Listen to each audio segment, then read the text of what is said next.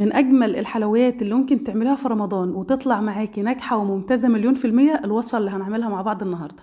وصفه بجد ممتازه وسهله قوي. هنقول اللهم بارك ونصلي على النبي صلى الله عليه وسلم. وعلى طول تعالي بقى ولعي الفرن بتاعك وسيبيه يسخن على اعلى درجه حراره. وهتجيبي طبق وتضيفي فيه 3 كوبايات ونص من جوز الهند المبشور وسط بالشكل ده. هضيف عليهم كوبايه كامله من الدقيق العادي اللي هو متعدد الاستخدامات. فوقهم على طول هضيف كوبايه الا ربع من دقيق السميد اللي هو دقيق البسبوسه كلنا طبعا عارفينه. بعد كده هضيف يعني معلقه الا ربع صغيره من البيكنج باودر.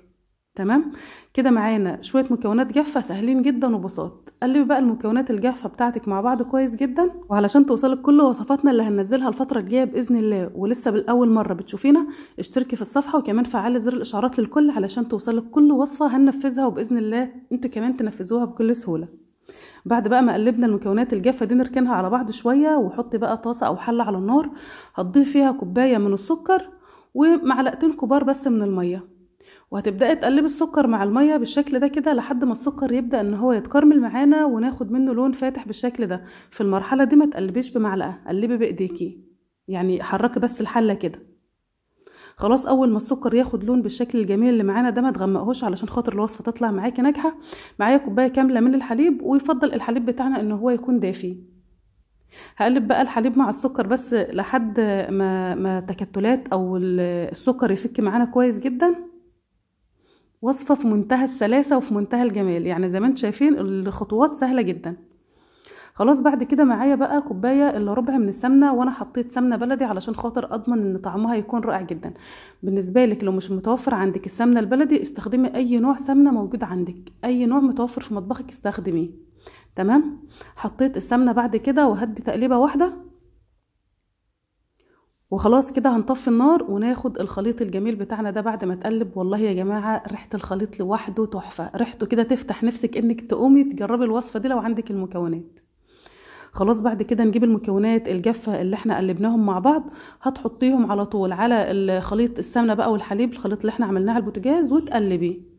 اهم حاجه بقى في المرحله دي انك ما تقلبيش كتير وتعجني، ده هي مجرد ما المكونات كلها تختلط مع بعضها اعرفي خلاص كده الوصفه بتاعتك تمام.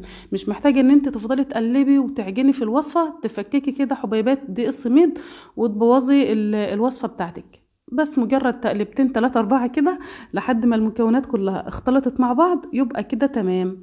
الخليط ده مناسب لصينيه مقاس 30. الصينيه مقاس 30 دي انا دهنتها سمنه وحطيت عليها كده بصوا يا دوب دهنه بسيطه خالص من الطحينه. وهننزل بقى الخليط في الصينيه مناسب جدا لصينيه مقاس 30 يا جماعه علشان خاطر السمك بتاعها يطلع معاكم مظبوط.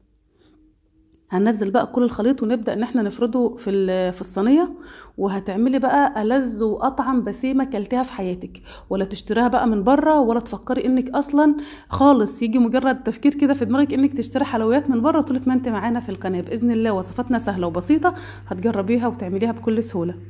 قولوا لي بقى بتتابعيني من انهي بلد والوصفه بتاعتنا عجبتكم ولا لا. رايكم وتفاعلكم على الحلقه مهم جدا يا جماعه، ده اللي بيرفع ان الحلقه بتاعتنا تتشاف اكتر وكمان بتساعدوني ان الفيديوهات بتاعتنا تجيب رقم كويس من المشاهدات.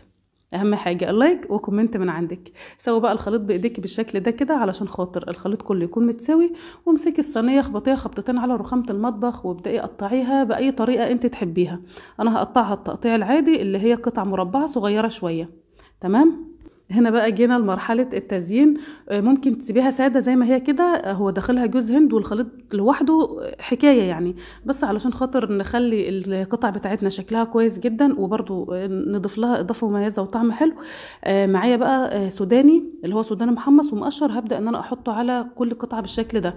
عندك لوز، عندك بندق، عندك عين جمل، اي حاجه من المكسرات حابه تعمليها على طول اشتغلي بيها.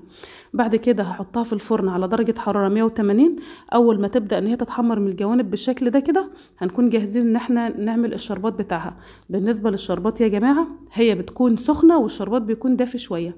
حطيت كوبايتين من السكر، هضيف عليهم كوبايه ونص من الميه، هسيبهم يغلوا غلوه واحده على النار. واول ما يغلوا هضيف عليهم يعني نص معلقه صغيره من الفانيليا او رشه بسيطه ومعلقه من السمنه البلدي وهحطه يغلي كمان دقيقتين. تمام. الشربات بتاع البسيمه بيكون خفيف ما شاء الله اللهم بارك. زي ما انتم شايفين اخدت لون ممتاز جدا. لو اتحمرت معاكي من الجوانب وخلاص يعني لسه على الوش فاتحه شويه، ولعي عليها الشوايه تاخد اللون الذهبي الخطير ده، وخرجيها اسقيها على طول. البسيمه سخنه جدا، الشربات بتاعها دافي شويه. هبدأ بس كده ان انا اكد على التقطيعة اللي كنت قطعتها، وهسيبها تبرد تماما. يعني بصوا البسيمة والبسبوسة والحاجات اللي هي الدايبة الجميلة دي ما بتتقدمش غير لما بتبرد تماما. فاحنا نسيبها بقى مع نفسها تبرد، وتعالوا بقى نشوف البسيمة بتاعتنا بعد ما بردت. وبصوا بقى لونها بقى بجد كده ذهب، احسن من الذهب كمان. تعالوا بقى شوفي كده النتيجة معاكم، علشان خاطر لما تجربوها وانتوا قلبكم جامد، وبإذن الله تخرج معاكم ناجحة. بصوا بقى دايبة كده دوب، وبجد طعمها لوحده حكاية. اتمنى ان وصفتنا النهارده تكون عجبتكم وتطبقوها وتجربوها. وكمان بالنسبه اللي معانا على صفحه الفيس، لما تطبقوها ابعتوا لي الصور، وباذن الله نجرب كده كام وصفه حلوه مع بعض. ولو حابين اي وصفه اكتبوا لي تحت في الكومنتات. ومع السلامه.